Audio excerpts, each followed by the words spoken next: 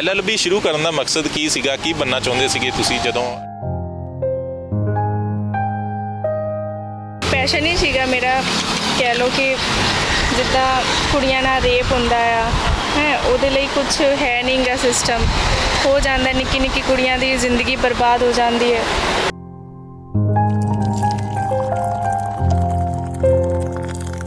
LLB छड्डती सी क्योंकि part time job करके होना नहीं सी घर दा गुजारा, ते LLB महंगी भी सीगी।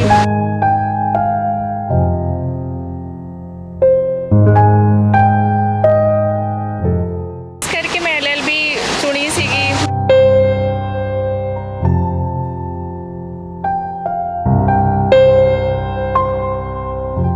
बेटी भी है तुसी दस्सिया, तां उहनूं फिर किद्दां मैनेज करदे हो काम दे नाल-नाल?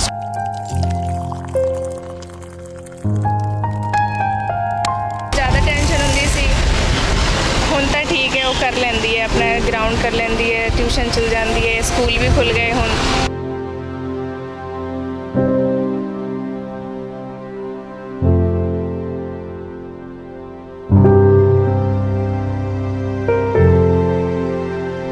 बेटी जो आती है उदों तुहाडे नाल इत्थे हैल्प करती, फिर नाल आके देखती है? नहीं जी, मैं हाले तक मैं उन्होंने उत्थे लैके नहीं आई, मैं कदे भी नहीं लैके आऊँगी।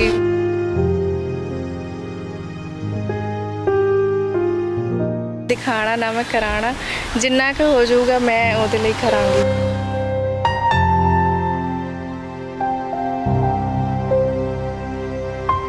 बेटी की मम्मा तुसी काम कित्थे करदे हो?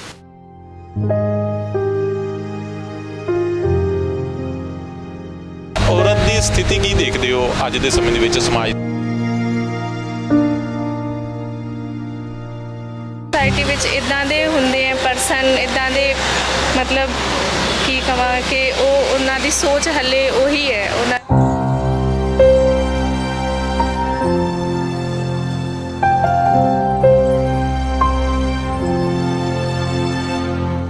ਨੇ ਦੂਰੋਂ ਬਹਿ ਕੇ ਦੇਖੀ ਜਾਣਾ ਇਦਾਂ, मतलब ਗੰਦੀ ਨਜ਼ਰ ਨਾਲ। ਬਟ ਮੇਰੀ ਬਸ ਹੁਣ ਇਹ ਸੋਚ ਹੈ ਕਿ ਇਹਨਾਂ ਨੂੰ ਹੁਣ ਇਗਨੋਰ ਹੀ ਕਰੋ।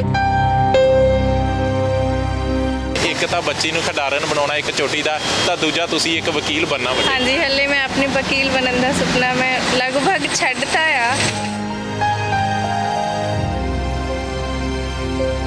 पूछ के मैनू परेशान कर रहे हैं। कल कहते सी कि वो जिहड़े बाहर गए हैं ना, जिन्हां दा घर है, वो ना सैटेलाइट तो देख रहे हैं। वो कहते कि वो एक लेडी जिथे खड़ी हुंदी है, वो क्यों खड़ी हुंदी है।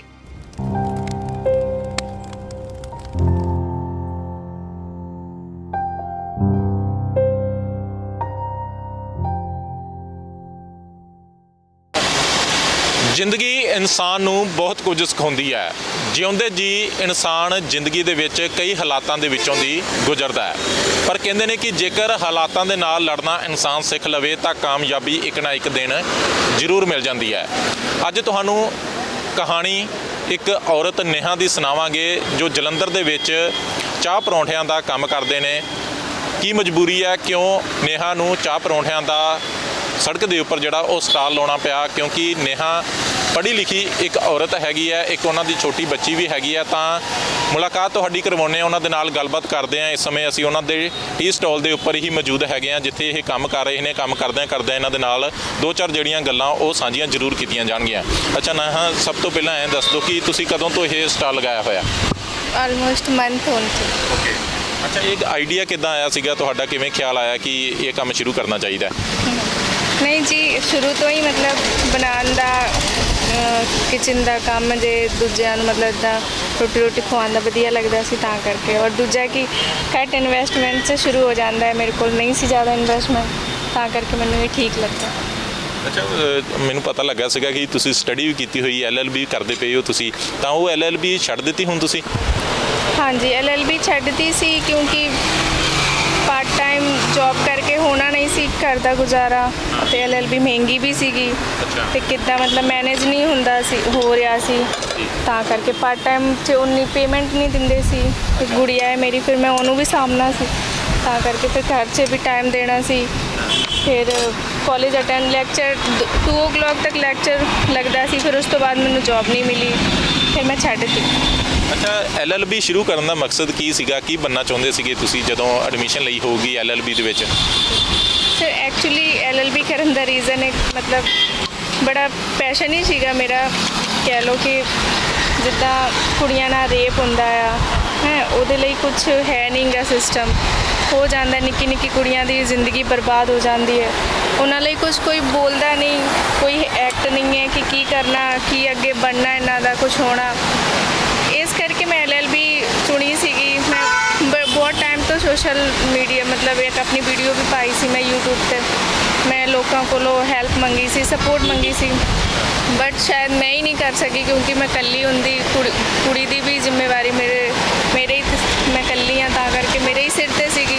ਫਿਰ ਨਾਲ ਵਰਕ, ਨਾਲ ਸਟੱਡੀ, ਨਾਲ ਸੋਸ਼ਲ ਵਰਕ, ਨਾਲ ਕੁੜੀ ਪਾਲਣਾ ਥੋੜ੍ਹਾ ਜਿਹਾ ਮੁਸ਼ਕਿਲ ਜਿਹਾ ਹੋ ਗਿਆ ਸੀ। ਜਿੱਦਾਂ ਮੈਂ ਕੱਲ 2-3 ਦਿਨ ਪਹਿਲਾਂ ਇੱਕ ਮੈਂ ਪੋਸਟਰ ਦੇਖਿਆ ਜੋਤੀ ਚੌਂਕ ਤੇ ਆਪਣੇ ਸ਼ਹਿਰ 'ਚ ਜਲੰਧਰ 'ਚ, ਉੱਥੇ ਉਹ ਲਿਖਿਆ ਹੋਇਆ ਹੈ ਕਿ ਵਾਲਮੀਕੀ ਸਮਾਜ ਦੀ ਕੁੜੀ ਦੇ ਨਾਲ ਜਿੱਦਾਂ ਰੇਪ ਹੋਇਆ ਹੈ ਤੇ ਉਹਨੂੰ ਫਾਂਸੀ ਦਿਓ, ਆਵਾਜ਼ ਚੁੱਕੋ। ਤੇ ਇਹ ਚੀਜ਼ਾਂ ਮਤਲਬ ਹਰਟ ਕਰਦੀਆਂ ਸੀਗੀਆਂ। ਹੁਣ ਆਪਣੇ ਸਮਾਜ 'ਚ ਵੀ ਇਹੀ ਹੈ ਕਿ ਵਾਲਮੀਕੀ ਸਮਾਜ ਦੀ ਕੁੜੀ ਦੇ ਨਾਲ ਜੇ ਕੁਝ ਹੋਇਆ ਹੈ, ਗਲਤ ਹੋਇਆ ਤੇ ਆਵਾਜ਼ ਚੁੱਕਣ ਲੱਗੇ। ਸਮਾਜ ਤੋਂ ਹੋਰ ਸਾਰੇ ਹੀ ਮਤਲਬ ਕੁੜੀਆਂ ਤਾਂ ਸਾਰੀਆਂ ਮਤਲਬ ਇੱਕੋ ਹੀ ਹੈ, ਤੇ ਇਹ ਚੀਜ਼ ਥੋੜੀ ਜਿਹੀ ਮੈਨੂੰ ਹਰਟ ਕਰਦੀ, ਥੋੜੀ ਜਿਹੀ ਬਹੁਤ ਜ਼ਿਆਦਾ ਹਰਟ ਕਰਦੀ ਸੀ, ਤਾਂ ਕਰਕੇ ਮੈਂ LLB ਕਰਨੀ ਸੀ, ਬਟ ਨਹੀਂ ਹੋਇਆ। ਅੱਛਾ, ਤੁਸੀਂ ਵਿੱਚ ਛੱਡਤੀ ਹੈ, ਹੁਣ ਤੁਸੀਂ ਇਹ ਟੀ ਸਟਾਲ ਲਗਾਇਆ ਹੋਇਆ, ਕੀ ਮਕਸਦ ਕੀ ਰੱਖਿਆ ਹੋਇਆ ਕਿ ਉਸ ਤੋਂ ਬਾਅਦ ਜਿੱਥੋਂ ਛੱਡੀ ਉੱਥੋਂ ਦੁਬਾਰਾ ਕੰਟੀਨਿਊ ਕਰੋਗੇ ਕਿ ਜਾਂ ਹੁਣ ਫਿਰ ਹੌਸਲਾ ਤਾਂ ਨਹੀਂ ਹਾਰੇ ਅਜੇ?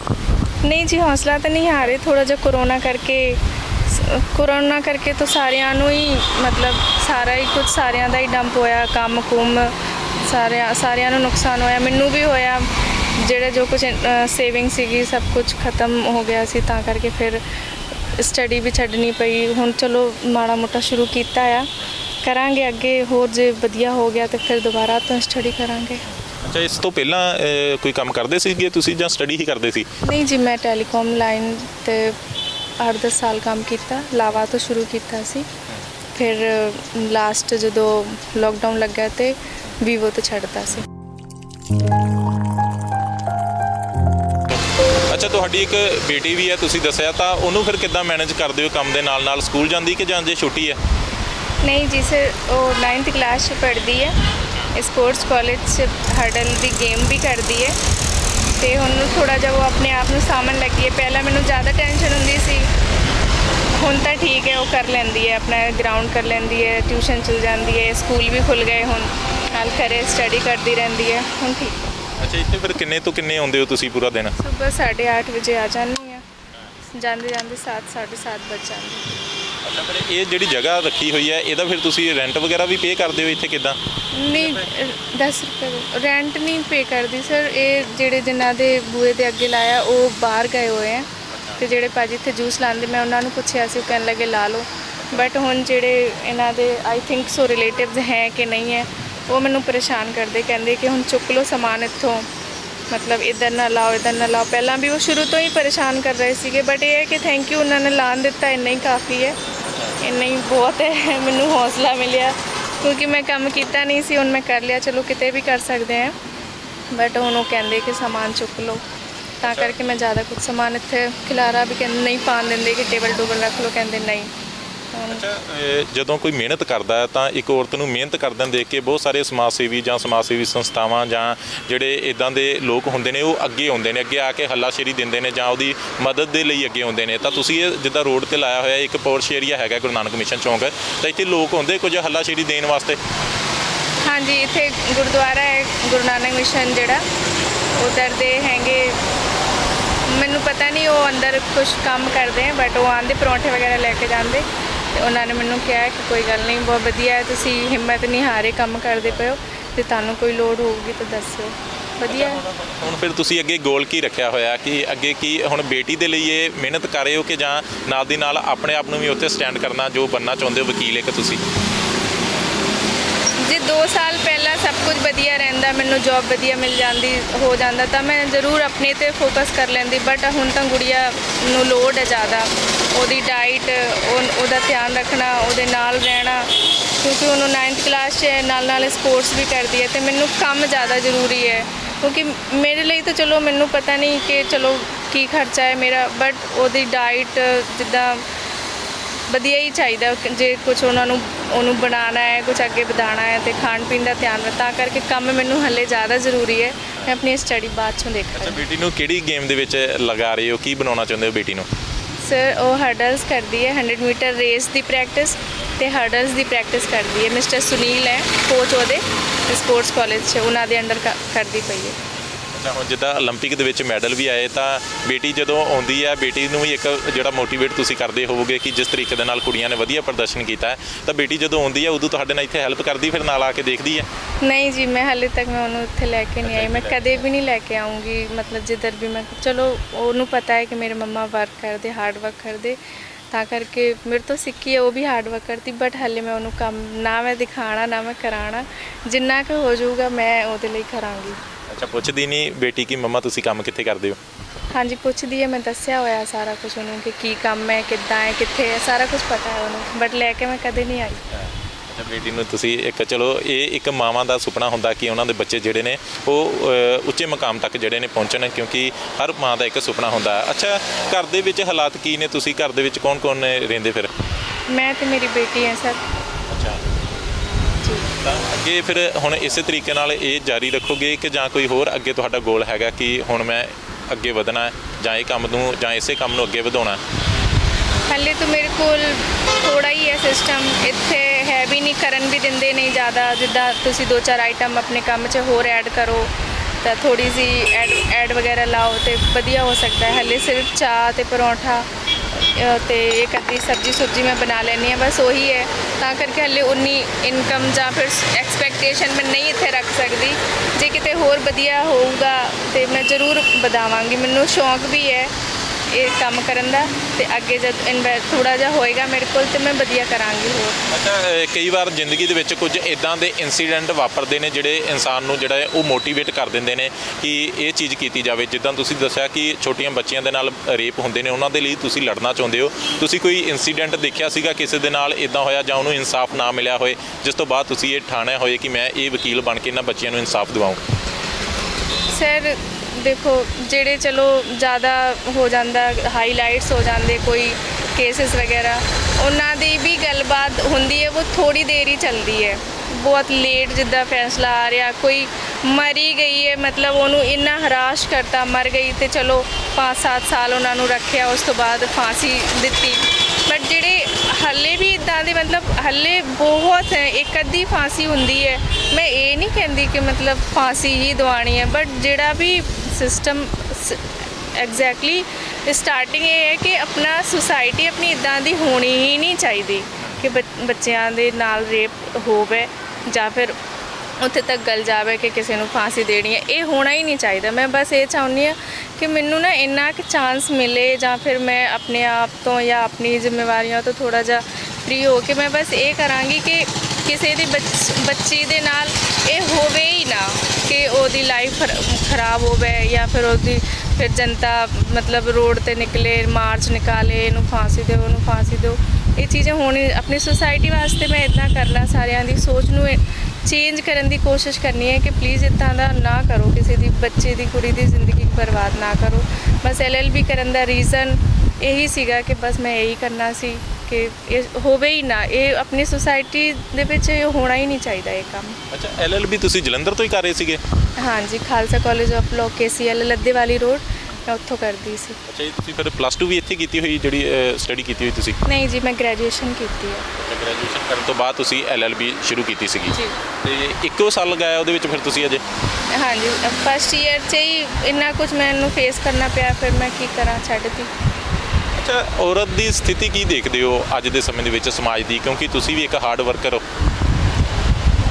ਔਰਤ ਦੀ ਸਥਿਤੀ ਸਰ ਕੀ ਹੈ ਆਪਣੀ ਸੁਸਾਇਟੀ 'ਚ? ਬਸ ਇਹ ਹੈ ਕਿ ਉਹ ਕਰਨਾ ਬਹੁਤ ਕੁਝ ਚਾਹੁੰਦੇ ਨੇ, ਬੜਾ ਕੁਝ ਮਤਲਬ ਸੋਚ ਰੱਖਦੇ ਹੈ, ਕਈ ਵਾਰੀ ਆਪਣੇ ਲਈ ਕਰਨਾ ਚਾਹੁੰਦੇ, ਕਈ ਵਾਰੀ ਆਪਣੇ ਬੱਚਿਆਂ ਲਈ ਕਰਨਾ ਚਾਹੁੰਦੇ, ਬਟ ਉਹਨਾਂ ਨੂੰ ਨਾ ਕੁਝ ਆਪਣੀ ਸੁਸਾਇਟੀ ਵਿੱਚ ਇਦਾਂ ਦੇ ਹੁੰਦੇ ਆ ਪਰਸਨ, ਇਦਾਂ ਦੇ ਮਤਲਬ ਕੀ ਕਹਾਂ ਕਿ ਉਹ ਉਹਨਾਂ ਦੀ ਸੋਚ ਹਲੇ ਉਹੀ ਹੈ, ਉਹਨਾਂ ਦੀ ਸੋਚ ਚੇਂਜ ਨਹੀਂ ਹੈ। ਜਿਹੜੇ ਮਰਜ਼ੀ ਤੁਸੀਂ ਪਲੇਟਫਾਰਮ ਫੀਲਡ 'ਚ ਚੱਲ ਜਾਓ, ਸਾਰੀ ਜਗ੍ਹਾ ਇੱਦਾਂ ਦੇ ਸੋਚਦੇ ਬੰਦੇ ਮਿਲ ਜਾਂਦੇ ਤੇ ਕਿਤੇ ਨਾ ਕਿਤੇ ਲੇਡੀਜ਼, ਬੱਚੇ, ਕੁੜੀਆਂ ਆਪਣੇ ਆਪ ਨੂੰ ਅਨਸਿਕਿਉਰ ਫੀਲ ਕਰਦੀਆਂ ਨੇ। ਉਹ ਜਿਹੜਾ ਉਹਨਾਂ ਦੇ ਮਨ 'ਚ ਹੁੰਦਾ, ਜਿਹੜਾ ਉਹਨਾਂ ਨੂੰ ਕਰਨਾ ਹੁੰਦਾ, ਉਹ ਐਕਚੁਅਲੀ ਐਗਜ਼ੈਕਟਲੀ ਨਹੀਂ ਕਰ ਪਾਉਂਦੀਆਂ ਨੇ। ਜੇ ਉਹਨਾਂ ਨੂੰ ਥੋੜ੍ਹੀ ਜਿਹੀ ਸਪੋਰਟ, ਹਾਰਡਲੀ ਮਤਲਬ ਲੋਇਲਟੀ ਚਾਹੀਦੀ ਆਪਾਂ ਸਾਰਿਆਂ ਦੀ, ਕਿ ਜੇ ਕੋਈ ਕੁੜੀ, ਕੋਈ ਲੇਡੀਜ਼ ਅੱਗੇ ਵੱਧਦੀ ਪਈ ਹੈ ਕਿਸੇ ਕੰਮ ਦੇ ਵਿੱਚ ਜਾਂ ਕਿਸੇ ਫੀਲਡ ਦੇ ਵਿੱਚ ਜਾਂ ਕਿਤੇ ਵੀ ਤੇ ਉਹਨੂੰ ਸਪੋਰਟ ਕਰੋ, ਉਹਨੂੰ ਡੀਮੋਟੀਵੇਟ ਨਾ ਕਰੋ। ਅੱਛਾ, ਬਿਲਕੁਲ ਕਿਹਾ ਜਾਂਦਾ ਕਿ ਸਮਾਜ ਦੇ ਵਿੱਚ ਕੁੜੀਆਂ ਨੂੰ ਮੁੰਡਿਆਂ ਦੇ ਬਰਾਬਰ ਦਾ ਦਰਜਾ ਦਿੱਤਾ ਗਿਆ ਹੈ, ਫਿਰ ਵੀ ਕਈ ਕੰਮ ਜਿਹੜੇ ਕਹਿ ਦਿੱਤਾ ਜਾਂਦਾ ਕਿ ਇਹ ਕੁੜੀਆਂ ਦੇ ਲਈ ਨਹੀਂ ਕੰਮ ਹੈਗੇ, ਤਾਂ ਉੱਥੇ ਹੀ ਕਈ ਵਾਰ ਅਸੀਂ ਗੱਲ ਵੀ ਕਰਦੇ ਹਾਂ ਕਈ ਕੁੜੀਆਂ ਦੇ ਨਾਲ ਜਿਹੜੀਆਂ ਮਿਹਨਤ ਕਰਦੀਆਂ ਨੇ, ਜਿੱਦਾਂ ਤੁਸੀਂ ਇਹ ਕੰਮ ਕਰ ਰਹੇ ਹੋ, ਤਾਂ ਉਹ ਕਹਿੰਦੇ ਨੇ ਕਿ ਸਾਨੂੰ ਕਈ ਵਾਰ ਸਮਾਜ ਦੇ ਵਿੱਚ ਅਜਿਹੀਆਂ ਸਮੱਸਿਆਵਾਂ ਦੀ ਜਿਹੜੀ ਦਿੱਕਤ ਹੁੰਦੀ ਹੈ, ਕਈ ਚੀਜ਼ਾਂ ਜਿਹੜੀਆਂ ਸਾਨੂੰ ਫੇਸ ਕਰਨੀਆਂ ਪੈਂਦੀਆਂ ਨੇ। ਕਈ ਵਾਰ ਬੰਦੇ ਜਿਹੜੇ ਨੇ ਉਹ ਭੱਦੀ ਸ਼ਬਦਾਵਲੀ ਦਾ ਇਸਤੇਮਾਲ ਕਰਦੇ ਨੇ, ਜਿਹੜੇ ਕਾਰਨ ਸਾਨੂੰ ਇਹ ਕੰਮ ਛੱਡਣੇ ਪੈਂਦੇ ਨੇ। ਤੁਹਾਨੂੰ ਵੀ ਲੱਗਦਾ ਕਿ ਇਹ ਚੀਜ਼ਾਂ ਫੇਸ ਹੁੰਦੀਆਂ ਨੇ ਕਈ ਵਾਰ? ਹਾਂਜੀ, ਬਿਲਕੁਲ ਆਉਂਦੀ ਹੈ, ਕਿਉਂਕਿ ਹੁਣ ਮੈਂ ਪਹਿਲੇ ਤੋਂ ਵੀ ਪ੍ਰਾਈਵੇਟ ਜੌਬ ਚਲੋ ਕੀਤੀ ਹੈ, ਮੈਂ ਉਹ ਫੀਲਡ ਵੀ ਮੈਂ ਦੇਖਿਆ ਹੋਇਆ ਹੈ। ਕਿਉਂਕਿ ਮੇਰੇ ਨਾਲ ਵੀ ਇੱਦਾਂ ਹੁੰਦਾ ਸੀ, ਜਿਹਨੂੰ ਵੀ ਪਤਾ ਲੱਗ ਜਾਂਦੀ ਸੀ ਇਹ ਗੱਲ ਕਿ ਮੈਂ ਸਿੰਗਲ ਮਦਰ ਹਾਂ, ਸਿੰਗਲ ਪੇਰੈਂਟਿੰਗ ਕਰਦੀ ਪਈ, ਉਹਨਾਂ ਦੀ ਸੋਚ, ਉਹਨਾਂ ਦੀ ਥਿੰਕਿੰਗ, ਉਹਨਾਂ ਦੀ ਨਜ਼ਰ ਮੇਰੇ ਲਈ ਚੇਂਜ ਹੋ ਜਾਂਦੀ ਸੀ ਕਿ ਪਤਾ ਨਹੀਂ ਇਹਨੂੰ ਕਿਸੇ ਚੀਜ਼ ਦੀ ਲੋੜ ਹੋਊਗੀ, ਚਲੋ ਮਤਲਬ ਕੁਝ ਕਹਿ ਕੇ ਪੁੱਛ ਕੇ ਉੱਦਾਂ ਮਤਲਬ ਟਰਾਈ ਕਰ ਲੈਂਦੇ ਆ ਕਿ ਮਤਲਬ ਕੀ ਇਹਨਾਂ ਨੂੰ ਲੋੜ ਹੈ, ਕਿ ਮੈਂ ਉਹਨਾਂ ਦੇ ਕੁਝ ਕੰਮ ਆ ਸਕਦੀ ਹਾਂ। ਇੱਥੇ ਵੀ ਮੈਂ ਜਦੋਂ ਕੰਮ ਖੋਲ੍ਹਿਆ ਇੱਥੇ ਵੀ ਮੈਂ ਦੇਖਿਆ, ਜਿੱਦਾਂ ਕੋਈ ਚਾਹ ਪੁੱਛੂਗਾ ਕਿ ਚਾਹ ਹੈਗੀ ਹੈ, ਚਲੋ ਮੈਂ ਚਾਹ ਬਣਾਉਣ 'ਚ ਬਿਜ਼ੀ ਹੋ ਜਾਣਾ, ਫਿਰ ਉਹਨਾਂ ਨੇ ਹੋਰ ਤਰ੍ਹਾਂ ਦੇਖੀ ਜਾਣਾ, ਬਟ ਮੈਂ ਇਗਨੋਰ ਕਰਦੀ ਹਾਂ। ਕਿਉਂਕਿ ਦੇਖੋ, ਚਾਹੇ ਮਜਬੂਰੀ ਕਹਿ ਲਓ, ਚਾਹੇ ਇਹ ਕਹਿ ਲਓ ਕਿ ਆਪਣਾ ਏਮ ਹੈ, ਜੇ ਅੱਗੇ ਵਧਣਾ ਹੈ ਤੇ ਕੁਝ ਚੀਜ਼ਾਂ ਨੂੰ ਇਗਨੋਰ ਵੀ ਕਰਨਾ ਪੈਣਾ ਹੈ ਨਾ। ਉਹ ਲੋਕ ਤਾਂ ਸਮਝਣ ਨੂੰ ਤਿਆਰ ਨਹੀਂ ਕਿ ਕੋਈ ਅੱਗੇ ਆਈ ਹੈ, ਕੋਈ ਆਪਣਾ ਪਰਿਵਾਰ ਜਾਂ ਕੋਈ ਮਜਬੂਰੀ ਹੈ ਜਾਂ ਫਿਰ ਕੁਝ ਵੀ ਹੈ, ਅੱਗੇ ਵਧਣਾ ਆ, ਤੇ ਇਹਨੂੰ ਇੱਦਾਂ ਮਤਲਬ ਨਾ ਪਰੇਸ਼ਾਨ ਕਰੋ, ਨਾ ਇਹਨੂੰ ਇਹ ਫੀਲਿੰਗ ਦਿਵਾਓ ਕਿ ਆਪਾਂ ਸਾਰੇ ਮਤਲਬ ਇਹਨੂੰ ਪਰੇਸ਼ਾਨ ਕਰਦੇ ਪਏ ਹੈ। ਬਟ ਉਹ ਨਹੀਂ ਸਮਝਦੇ, ਉਹਨਾਂ ਨੇ ਦੂਰੋਂ ਬਹਿ ਕੇ ਦੇਖੀ ਜਾਣਾ, ਇੱਦਾਂ ਮਤਲਬ ਗੰਦੀ ਨਜ਼ਰ ਨਾਲ। ਬਟ ਮੇਰੀ ਬਸ ਹੁਣ ਇਹ ਸੋਚ ਹੈ ਕਿ ਇਹਨਾਂ ਨੂੰ ਹੁਣ ਇਗਨੋਰ ਹੀ ਕਰੋ ਜੇ ਅੱਗੇ ਵਧਣਾ ਹੈ। ਕਿਉਂਕਿ ਜੇ ਤੁਸੀਂ ਇਹਨਾਂ ਨਾਲ ਉਲਝੋਗੇ, ਇਹਨਾਂ ਨੂੰ ਸਮਝਾਉਣ ਦੀ ਕੋਸ਼ਿਸ਼ ਕਰੋਗੇ, ਆਪਣਾ ਹੀ ਟਾਈਮ ਵੇਸਟ ਕਰਨ ਵਾਲੀ ਗੱਲ ਹੈ। ਜਿਹੜੀਆਂ ਸਮੱਸਿਆਵਾਂ ਜਿਹੜੀਆਂ ਨੇ ਉਹ ਬਹੁਤ ਸਾਰੀਆਂ ਪੇਸ਼ ਕਰਨੀਆਂ ਪੈਂਦੀਆਂ ਨੇ, ਫੇਸ ਆਉਂਦੀਆਂ ਨੇ, ਪਰ ਕਹਿੰਦੇ ਨੇ ਕਿ ਜਿੱਦਾਂ ਤੁਸੀਂ ਕਿਹਾ ਕਿ ਜਾਂ ਇਗਨੋਰ ਕਰ ਲਓ, ਚਾਹੇ ਹਾਲਾਤਾਂ ਦੇ ਨਾਲ ਲੜ ਲਓ, ਪਰ ਆਪਣਾ ਜਿਹੜਾ ਗੋਲ ਰੱਖਿਆ ਉਹਦੇ ਵੱਲ ਵਧਦੇ ਜਾਓ। ਤਾਂ ਹੁਣ ਸਮਝ ਲਿਆ ਜਾਵੇ ਕਿ ਤੁਹਾਡੇ ਦੋ ਗੋਲ ਨੇ, ਇੱਕ ਤਾਂ ਬੱਚੀ ਨੂੰ ਖਿਡਾਰਨ ਬਣਾਉਣਾ ਇੱਕ ਚੋਟੀ ਦਾ, ਤਾਂ ਦੂਜਾ ਤੁਸੀਂ ਇੱਕ ਵਕੀਲ ਬਣਨਾ ਵੱਡੇ।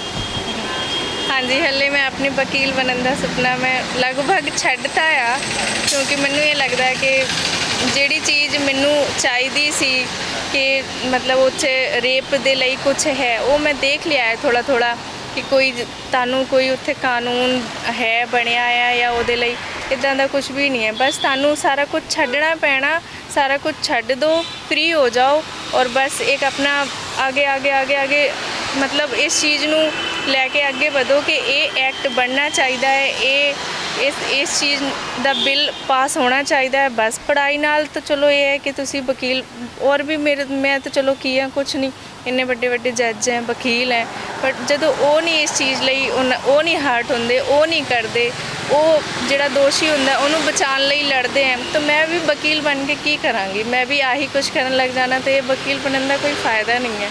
ਮੈਨੂੰ ਇਹ ਲੱਗਦਾ ਕਿ ਬਸ ਜਿਹੜਾ ਵੀ ਮੇਰਾ ਸਾਥ ਦੇ ਸਕਦਾ ਹੈ, ਜਿਹੜਾ ਵੀ ਮੇਰੇ ਨਾਲ ਚੱਲ ਸਕਦਾ ਹੈ, ਖਲੋ ਸਕਦਾ ਹੈ, ਉਹ ਬਸ ਮੈਂ ਇਹੀ ਲੜਾਈ ਲੜਨੀ ਹੈ ਕਿ ਇਹਦੇ ਲਈ ਕੀ ਹੋ ਸਕਦਾ ਹੈ। ਆਪਣੀ ਸਮਾਜ ਦੀ ਸੋਚ, ਲੋਕਾਂ ਦੀ ਜਿਹੜੇ ਇੱਦਾਂ ਦੇ ਕੰਮ ਕਰਦੇ ਉਹਨਾਂ ਨੂੰ ਕਿੱਦਾਂ ਆਪਾਂ ਉਹਨਾਂ ਦੀ ਸੋਚ ਚੇਂਜ ਕਰ ਸਕਦੇ ਹਾਂ। ਮੈਂ ਬਸ ਇਹ ਵਰਕ ਕਰਨਾ ਹੈ, ਹੁਣ ਮੈਂ ਵਕੀਲ ਨਹੀਂ ਬਣਨਾ।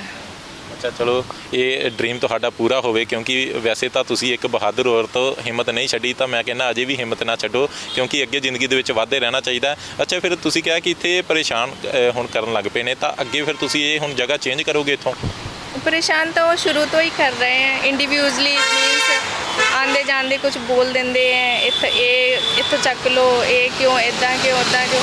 ਮੈਂ ਮਾਰਨਿੰਗ ਵੀ ਸਫਾਈ ਆ ਕੇ ਕਰਦੀ ਹਾਂ, ਸ਼ਾਮ ਵੇਲੇ ਵੀ ਜਾ ਕੇ ਕਰਕੇ ਹੀ ਜਾਂਦੀ ਹਾਂ, ਸਾਰਾ ਕੁਝ ਆਪਣਾ ਕੂੜਾ ਚੁੱਕ ਕੇ ਨਾਲ ਹੀ ਲੈ ਜਾਂਦੀ ਹਾਂ, ਤਾਂ ਵੀ ਉਹਨਾਂ ਨੂੰ ਉਹ ਜਾਣ ਬੁੱਝ ਕੇ ਮੈਨੂੰ ਪਰੇਸ਼ਾਨ ਕਰ ਰਹੇ ਆ। ਕੱਲ੍ਹ ਕਹਿੰਦੇ ਸੀ कि वो ਜਿਹੜੇ ਬਾਹਰ ਗਏ ਹੈ ਨਾ ਜਿਨ੍ਹਾਂ ਦਾ ਘਰ ਹੈ ਉਹ ਨਾ ਸੈਟੇਲਾਈਟ ਤੋਂ ਦੇਖ ਰਹੇ ਹੈ ਉਹ ਕਹਿੰਦੇ ਕਿ ਉਹ ਇੱਕ ਲੇਡੀ ਜਿੱਥੇ ਖੜੀ ਹੁੰਦੀ ਹੈ ਉਹ ਕਿਉਂ ਖੜੀ ਹੁੰਦੀ ਹੈ ਕਹਿੰਦੇ ਮੈਨੂੰ ਕਹਿੰਦੇ ਕਿ ਉਹਨਾਂ ਨੇ ਨਾ ਤੁਹਾਨੂੰ ਸੈਟੇਲਾਈਟ ਤੇ ਦੇਖਿਆ ਤੇ ਹੁਣ ਤੁਸੀਂ ਇੱਥੋਂ ਚੱਲ ਜਾਓ ਮੈਂ ਕਿਹਾ ਚਲੋ ਲੱਗਾ ਹੋਣਾ ਸ਼ਾਇਦ ਕਿ ਇਹ ਕੁੜੀ ਪੜ੍ਹੀ ਲਿਖੀ ਨਹੀਂ ਹੈਗੀ ਜੋ ਗੱਲਾਂ ਕਰਾਂਗੇ ਇਹ ਮੰਨ ਲਈ ਸ਼ਾਇਦ ਇਹ ਮੰਨ ਲਵੇ ਪਰ ਉਹਨਾਂ ਨੂੰ ਇਹ ਨਹੀਂ ਪਤਾ ਕਿ ਇਹ ਕੁੜੀ ਨੇ ਗ੍ਰੈਜੂਏਸ਼ਨ ਕੀਤੀ ਹੋਈ ਹੈ ਤੇ LLB ਕਰਦੀ ਪਈ ਹੈ ਵਕੀਲਾਂ ਦਾ ਵੈਸੇ ਦਿਮਾਗ ਬਹੁਤ ਤੇਜ਼ ਹੁੰਦਾ ਹੈ ਨਹੀਂ ਜੀ ਤਾਂ ਵੀ ਮੈਂ ਉਹਨਾਂ ਨਾਲ ਨਹੀਂ ਲੜਨਾ ਕਿਉਂਕਿ ਉਹਨਾਂ ਨੇ ਮੈਨੂੰ ਚਲੋ ਸ਼ੁਰੂ ਤੇ ਇੰਨਾ ਮਾੜਾ ਮੋਟਾ ਜੋ ਵੀ ਸੀਗਾ ਸਪੋਰਟ ਕੀਤਾ ਉਹਨਾਂ ਦਾ ਬਹੁਤ ਬਹੁਤ ਥੈਂਕ ਯੂ ਹੈ ਮੈਂ ਕਿਤੇ ਹੋਰ ਦੇਖਾਂਗੀ ਕਿਤੇ ਹੋਰ ਲਾਵਾਂਗੀ ਕੀ ਪਤਾ ਇੱਕ ਰਾਹ ਬੰਦ ਹੁੰਦਾ ਹੈ 2-4 ਖੁੱਲ ਜਾਂਦੇ ਨੇ ਕੋਈ ਗੱਲ ਨਹੀਂ ਅੱਛਾ ਆਖਰੀ ਸਵਾਲ ਮੈਂ ਲਵਾਂਗਾ ਕੁੜੀਆਂ ਨੂੰ ਕੋਈ ਮੈਸੇਜ ਦੇਣਾ ਚਾਹੁੰਦੇ ਹੋ ਕਿਉਂਕਿ ਬਹੁਤ ਸਾਰੀਆਂ ਕੁੜੀਆਂ ਨੇ ਜਿਹੜਾ ਉਹ ਕੰਮ ਸ਼ੁਰੂ ਕਰਨ ਤੋਂ ਕਤਰਾ ਜਾਂਦੀਆਂ ਨੇ ਹਾਲਾਂਕਿ ਹਾਲਾਤਾਂ ਦੇ ਵਿੱਚ ਲੜਨਾ ਜ਼ਰੂਰ ਪੈਂਦਾ ਜ਼ਿੰਦਗੀ ਬਹੁਤ ਕੁਝ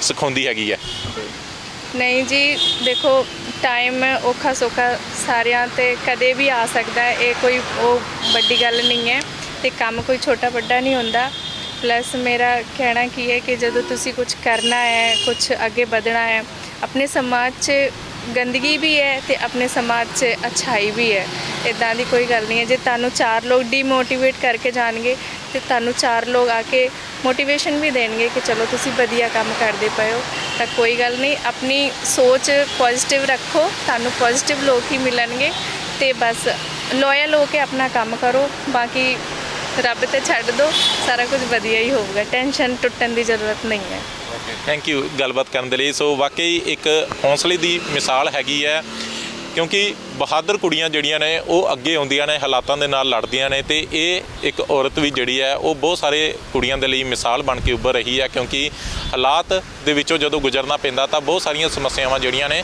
ਉਹ ਫੇਸ ਕਰਨੀਆਂ ਪੈਂਦੀਆਂ ਨੇ ਤੇ ਇਹ ਔਰਤ ਵੀ ਜਿਹੜੇ ਨੇ ਉਹ LLB ਕਰਕੇ ਵਕੀਲ ਬਣਨਾ ਚਾਹੁੰਦੇ ਸੀਗੇ ਕਿ ਵਕੀਲ ਬਣ ਕੇ ਜਿਹੜਾ ਬੱਚੀਆਂ ਦੇ ਨਾਲ ਰੇਪ ਹੁੰਦੇ ਨੇ ਉਹਨਾਂ ਦੇ ਕੇਸ ਲੜਨਾ ਚਾਹੁੰਦੇ ਸੀ ਉਹਨਾਂ ਨੂੰ ਇਨਸਾਫ ਦਿਵਾਉਣਾ ਚਾਹੁੰਦੇ ਸੀਗੇ ਪਰ ਆਪਣੇ ਸੁਪਨੇ ਜਿਹੜੇ ਨੇ ਉਹ ਛੱਡ ਕੇ ਆਪਣੀ ਬੇਟੀ ਦਾ ਹੁਣ ਸੁਪਨਾ ਪੂਰਾ ਕਰਨਾ ਚਾਹੁੰਦੇ ਨੇ ਆਪਣੀ ਬੇਟੀ ਨੂੰ ਇੱਕ ਵਧੀਆ ਖਿਡਾਰਨ ਬਣਾਉਣਾ ਚਾਹੁੰਦੇ ਨੇ ਤਾਂ ਕਿ ਉਹ ਆਪਣੇ ਦੇਸ਼ ਦਾ ਨਾਂ ਰੋਸ਼ਨ ਕਰ ਸਕੇ ਵਧੀਆ ਅੱਗੇ ਜਾਵੇ ਹਾਲਾਂਕਿ ਇਹਨਾਂ ਨੇ ਅੱਜ ਤੱਕ ਇਸ ਸਟਾਲ ਦੇ ਉੱਪਰ ਆਪਣੀ ਬੇਟੀ ਨੂੰ ਨਹੀਂ ਲੈ ਕੇ ਆਂਦਾ ਤੇ ਕਹਿ ਰਹੇ ਨੇ ਕਿ ਨਾ ਹੀ ਇਹ ਲੈ ਕੇ ਆਉਣਗੇ ਪਰ ਉਹਦੇ ਜਿਹੜੇ ਸੁਪਨੇ ਪੂਰੇ ਕਰਨ ਦੇ ਵਿੱਚ ਕੋਈ ਕਸਰ ਨਹੀਂ ਛੱਡਣਗੇ ਸੋ ਇੱਕ ਮੋਟੀਵੇਸ਼ਨਲ ਸਟੋਰੀ ਹੈਗੀ ਹੈ ਜਿਹੜੇ ਲੋਕ ਕਹਿੰਦੇ ਨੇ ਕਿ ਇਹ ਕੰਮ ਕੁੜੀਆਂ ਨਹੀਂ ਕਰ ਸਕਦੀਆਂ ਜਾਂ ਇਹ ਕੰਮ ਮੁੰਡਿਆਂ ਦੇ ਨੇ ਉਹਨਾਂ ਵਾਸਤੇ ਜਿਹੜਾ ਇਹ ਇੱਕ ਜਵਾਬ ਦੇ ਤੌਰ ਤੇ ਜਿਹੜਾ ਉਹ ਇੰਟਰਵਿਊ ਰਹੇਗੀ ਕਿਉਂਕਿ ਕੁੜੀਆਂ ਜਿਹੜੀਆਂ ਨੇ ਉਹ ਬਹਾਦਰ ਨੇ ਤੇ ਹਾਲਾਤਾਂ ਦੇ ਨਾਲ ਲੜਨ ਦਾ ਜੋ ਸਮਰੱਥਾ ਰੱਖਦਾ ਤੇ ਕਾਮਯਾਬੀ ਉਸ ਨੂੰ ਇੱਕ ਨਾ ਇੱਕ ਦਿਨ ਜ਼ਰੂਰ ਮਿਲ ਜਾਂਦੀ ਹੈ ਕੈਮਰਾਮੈਨ ਰਵਿੰਦਰ ਕੁਮਾਰ ਦੇ ਨਾਲ ਮਨਪ੍ਰੀਤ ਸਿੰਘ ਕਾਲੂ TV ਪੰਜਾਬ ਜਲੰਧਰ ਸਤਿ ਸ਼੍ਰੀ ਅਕਾਲ ਜੀ ਮੈਂ ਨਿਰਮਲ ਮਾਨ ਊੜਾ ਟੈਕਸ ਸੈਟਲਮੈਂਟ ਤੋਂ ਇਹ ਤੁਸੀਂ ਵੀਡੀਓ ਦੇਖ ਰਹੇ ਸੀ TV ਪੰਜਾਬ ਦੇ ਉੱਤੇ ਇਹੋ ਜਿਹੇ ਹੋਰ ਜਾਣਕਾਰੀ ਭਰਪੂਰ ਵੀਡੀਓ ਦੇਖਣ ਵਾਸਤੇ TV ਪੰਜਾਬ ਦੇ ਚੈਨਲ ਨੂੰ ਸਬਸਕ੍ਰਾਈਬ ਕਰੋ ਤੇ ਨਾਲ ਹੇਠ ਦਿੱਤੇ ਹੋਏ ਬੈਲ ਆਈਕਨ ਦੇ ਬਟਨ ਦਬਾਓ ਸਤਿ ਸ਼੍ਰੀ ਅਕਾਲ